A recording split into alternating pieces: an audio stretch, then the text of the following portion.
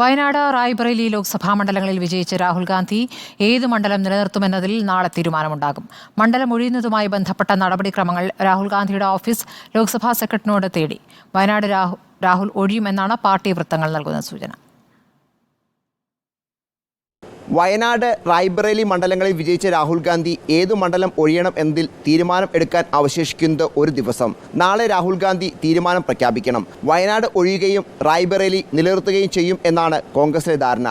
ഉത്തരേന്ത്യയിൽ ശ്രദ്ധ കേന്ദ്രീകരിക്കേണ്ടതിന്റെ ആവശ്യകതയോട് കണക്കിലെടുത്താണ് തീരുമാനം. വയനാടിനും റായ്ബറേലിക്കും സന്തോഷം നൽകുന്ന തീരുമാനം ഉണ്ടാകും എന്നാണ് രാഹുൽ ഗാന്ധിയുടെ പ്രഖ്യാപനം. വയനാട്ടിൽ പ്രിയങ്ക ഗാന്ധി മത്സരിക്കാനാണ് സാധ്യത. കേരള നേതാക്കളുടെ കൂടി ആവശ്യം പരിഗണിച്ചാണ് തീരുമാനം. പ്രിയങ്കയുടെ സ്ഥാനത്തിലൂടെ വയനാട് സീറ്റുമായി ബന്ധപ്പെട്ട വിവാദങ്ങൾ തടയാമെന്നും കോൺഗ്രസ് കണക്കുകൂടുന്നു.